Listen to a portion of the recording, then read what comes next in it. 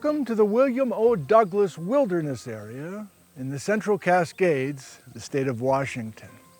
And that's Mount Rainier, an active stratovolcano today. We have 5 of them in our state.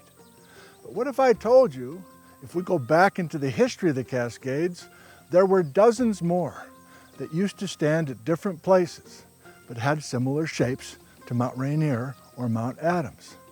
Where did one of those ghost volcanoes used to stand? Right here at Cascade Prairie.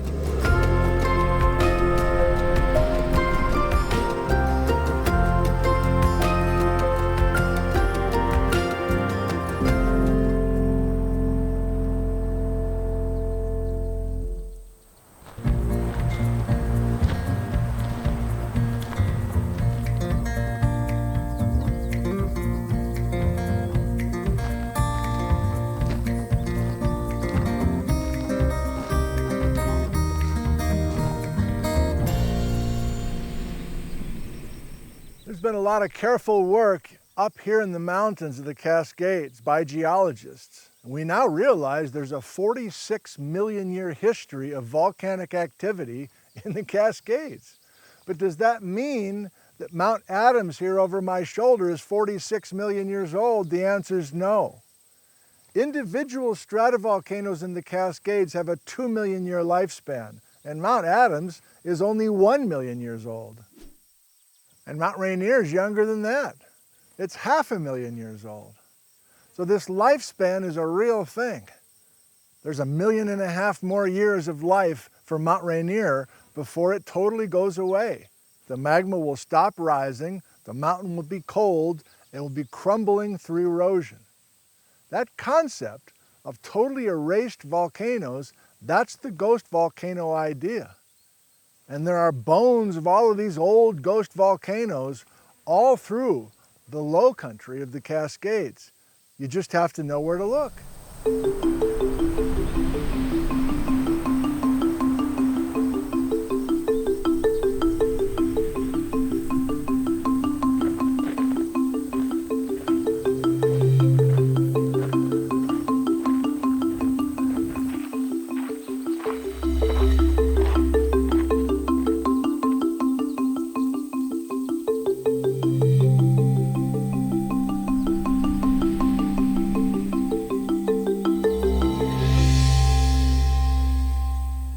This is a hiking trail full of pumice. You can see it. I got a block right here to show you. This is up on Cascade Prairie, more than 6,000 feet elevation. It's a nice little secret spot high in the Cascades here. This pumice is fragile. It's got holes in it, gas bubbles. It's got broken blocks of other volcanic material. And the key point is, if you find pumice laying loose on the ground, that means you are nearby to an active volcano.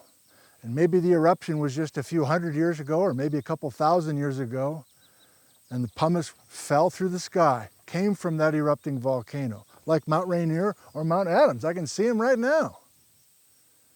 But the dirty little secret is this is not pumice. I know it looks like it, but it is not.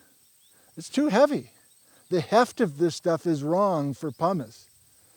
And in fact, this material is the top of a thick layer of bedrock that makes up Cascade Prairie, that's 25 million years old and tells a tale of a volcanic explosion much older and much bigger than what we were just trying to visualize a couple minutes ago.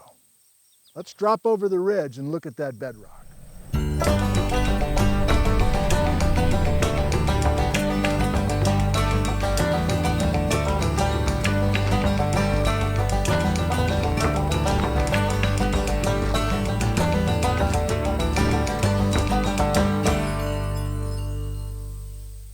So our quote-unquote pumice is not pumice. It's right there on the trail. But what did we just decide? We decided that those loose blocks did not form in loose blocks. They formed in this solid mass of bedrock. And this thing rings. This thing is solid.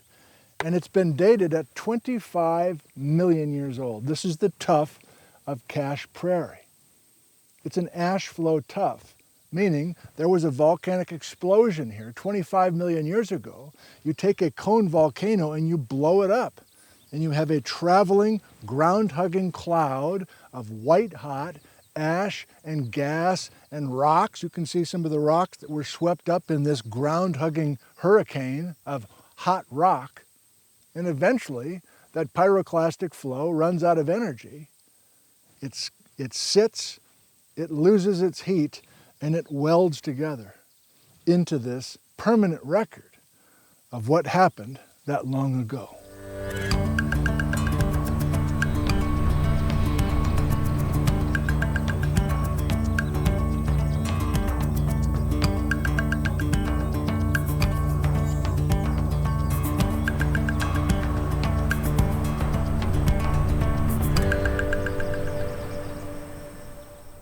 So we're thinking about what ghost volcanoes are in this episode, right?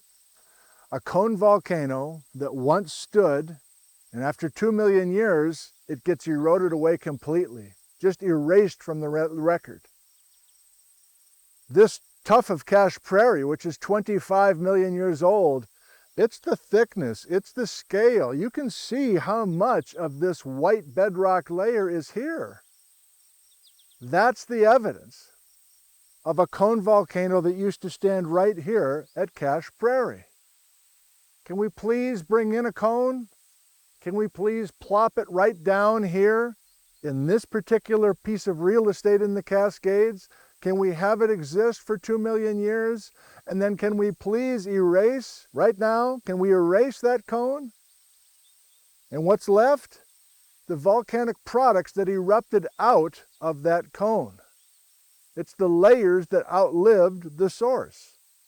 So when we look at volcanoes today like Mount Adams, you and I hopefully now realize that Adams is not a permanent cone on the landscape. It will also disappear at some point down the road. Adams is about 1 million years old, so we have another 1 million years of time before Adams gets erased, and underlying bedrock marks its spot in the long, dramatic history of Cascade volcanic eruptions here in the state of Washington.